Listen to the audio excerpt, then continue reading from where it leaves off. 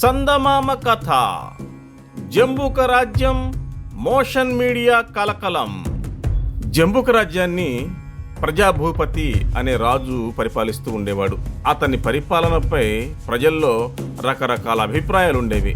కొందరు అతడిని మంచి పాలకుడిగా పొగిడేవారు, మరికొందరు అతను రాజ్యాన్ని సరిగా పరిపాలించడం లేదని విమర్శించేవారు. ఇది ప్రజాస్వామ్యం కాబట్టి ఈ రకమైన అభిప్రాయ భేదాలు సహజమే.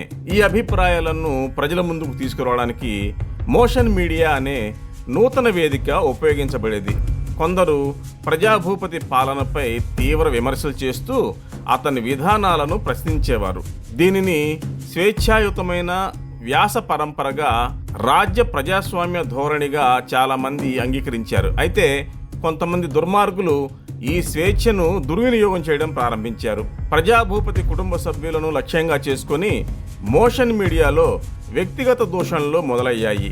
అతని భార్యను, కూతురును దారుణంగా తిడుతూ అవమానకరమైన వీడియోలు, పోస్టులు పెట్టడం ప్రారంభమైంది. చెంబేరి, అంబూరి అనే ఇద్దరు మహిళలు మరింత దిగజారిన చర్యలకు పాల్పడి కొంతమంది తాగుబోతులకు డబ్బులు ఇచ్చి ప్రజాభూపతిని బూతులతో తిట్టిస్తూ వీడియోలు రూపొందించి వాటిని మోషన్ మీడియాలో వైరల్ చేశారు. అంతేకాదు, కొందరు దుష్టశక్తుల సహకారంతో రాజ్యంలో అశాంతిని రెచ్చగొట్టేలా తప్పుడు కథనాలను ప్రచారం చేయడం ప్రారంభించారు. ఇదే సమయంలో జంబూక రాజ్యంలో జర్నలిస్టుల పేరుతో కొందరు పోరంబోకులు చలామణవుతున్నారు. యూట్యూబ్ ఛానల్ ఏర్పాటు చేసి తప్పుడు ప్రచారాలు చేస్తూ ప్రజల్లో అపోహలు పెరిగేలా వార్తలను వక్రీకరిస్తున్నారు. ఇది నిజమైన జర్నలిజానికి మాయన మచ్చలా మారింది. జర్నలిజం పేరుతో ప్రాయోజిత కథనాలు, అసత్య ఆరోపణలు, వ్యక్తిగత దూషణలు పెరిగిపోతుండటంతో ప్రజాభూపతి తీవ్రంగా కోపగించాడు. ఈ అంశాన్ని రాజ్యసభలో ప్రస్తావించాడు. నన్ను విమర్శించండి, నా పరిపాలనను ప్రశ్నించండి, నా తప్పులను ఎత్తి చూపండి, కానీ నా కుటుంబాన్ని, నా భార్యను, కూతురును ఈ విధంగా అవమానించడం ఏంటి? ఇది ప్రజాస్వామ్య స్ఫూర్తికి విరుద్ధం అని ఉగ్రరూపం దాల్చాడు.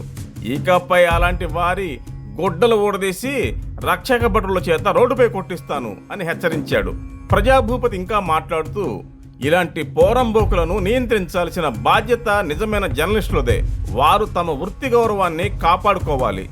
అసత్య ప్రచారాలను, వ్యక్తిగత దూషణలను ప్రోత్సహించే వాళ్లను అడ్డుకునేందుకు స్వయంగా ముందుకు రావాలి అని స్పష్టం చేశాడు. ఒక వృత్తిని కాపాడే బాధ్యత ఆ వృత్తిని నిర్వర్తిస్తున్న వారిదే. కాబట్టి నిజమైన జర్నలిస్టులు మోషన్ మీడియాను శుద్ధి చేసేందుకు, అసత్యాలను నిలువరించేందుకు కృషి చేయాలి అని పిలుపునిచ్చాడు. అతని ఈ ప్రకటన రాజ్యంలో కలకలం రేపింది. కొందరు రాజు ఆవేశంతో మాట్లాడాడు, కానీ సమర్థించదగిన విషయమే అని చెప్పారు. మరికొందరు ఇలా హుకుం జారీ చేయడం ప్రజాస్వామ్యానికి ముప్పు అని వాదించారు. అయితే కొంతమంది మోషన్ మీడియా పాత్రధారులు తమ స్వప్రయోజనాల కోసం ప్రజాస్వామ్య సూత్రాలను వక్రీకరించే ప్రయత్నం చేస్తున్నారు అని ప్రజలకు అర్థమైంది. చెంబేరి, అంబూరి లాంటి వాళ్ళు భయపడి, మేము కేవలం స్వేచ్ఛగా మాట్లాడాం, ఇప్పుడు మాకే ఆపద వచ్చింది అని తడబడ్డారు. కానీ రాజ్యంలోని చాలా మంది ప్రజలు విమర్శలు స్వాగతించదగినవే, కానీ ఈ రకమైన అసత్య ప్రచారాలు, వ్యక్తిగత దూషణలు తగవు అని నిశ్చయించుకున్నారు. అంతేకాక రాజ్యంలో ఉన్న నిజమైన జర్నలిస్టులు కూడా ఈ తప్పుడు ప్రచారాల వల్ల వారి వృత్తికి కలిగే అపవాదును గమనించి దురుద్దేశపూర్వక వార్తలను ఎదిరించేందుకు ముందుకొచ్చారు. రాజ్యసభలో జరిగిన విశ్లేషణ తర్వాత ప్రజాభూపతి ఒక నిర్ణయం తీసుకున్నాడు. ఇది కేవలం నా కుటుంబానికే సంబంధించిన విషయం కాదు. నేడు నాపై జరుగుతున్నదే రేపు ఇంకెవరి కుటుంబానికైనా జరగవచ్చు. అసత్య ప్రచారాలను నియంత్రించేందుకు గట్టి సంస్కరణలు తేవాలి అని పేర్కొన్నాడు. అతని ఆదేశాల ప్రకారం ఒక కొత్త రాజ్య విధానం అమల్లోకి వచ్చింది. ఇందులో నిజమైన విమర్శలకు అడ్డంకి లేకపోయినా అసత్య ప్రచారాలు, వ్యక్తిగత దూషణలు, రాజ్యంలో అస్థిరత సృష్టించడానికి దుష్ట శక్తులు చేపట్టే కార్యక్రమాలపై గట్టి నిబంధనలు అమలయ్యాయి.